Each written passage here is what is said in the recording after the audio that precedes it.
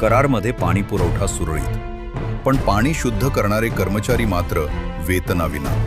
2 महिन्यांपासून पगार न मिळाल्यामुळे कराड नगरपालिकेच्या कारभारावर प्रश्नचिन्ह निर्माण झालं आहे. कराड नगरपालिका अंतर्गत कार्यरत 46 जलशुद्धीकरण कर्मचारी मागील 2 महिन्यांपासून पगाराच्या प्रतीक्षेत आहेत. प्रत्येक कर्मचाऱ्याचा मासिक पगार सुमारे 20,700 रुपये, म्हणजेच 2 महिन्यांची थकीत रक्कम जवळपास 20 लाख रुपयांपर्यंत पोहोचली आहे.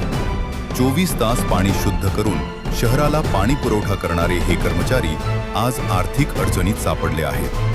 दक्ष कराडकर ग्रुपचे आणि सामाजिक कार्यकर्ते प्रमोद पाटील यांनी मुख्याधिकाऱ्यांना तातडीचे निवेदन देत थकीत वेतन त्वरित अदा करण्याची मागणी केली आहे. नगरपालिकेला सुट्टी असल्यामुळे हे निवेदन मेलद्वारे आणि व्हॉट्सॲपवर पाठवण्यात आल्याची माहिती देण्यात आली आहे. पाणी पुरवठा ही अत्यावश्यक सेवा आणि कर्मचाऱ्यांचा संयम संपला तर त्याचा फटका थेट कराडकरांना बसू शकतो. पगाराचा प्रश्न तातडीनं न सुटल्यास शहरात पाणी टंचाईसारखी परिस्थिती निर्माण होण्याची शक्यता व्यक्त केली जात आहे. पाणी देणाऱ्यांनाच पगारासाठी झगडावं लागत असेल तर ही बाब गंभीर आहे. आता कराड नगरपालिका प्रशासन किती वेगानं दखल घेतं हे पाहणं महत्त्वाचं ठरणार आहे.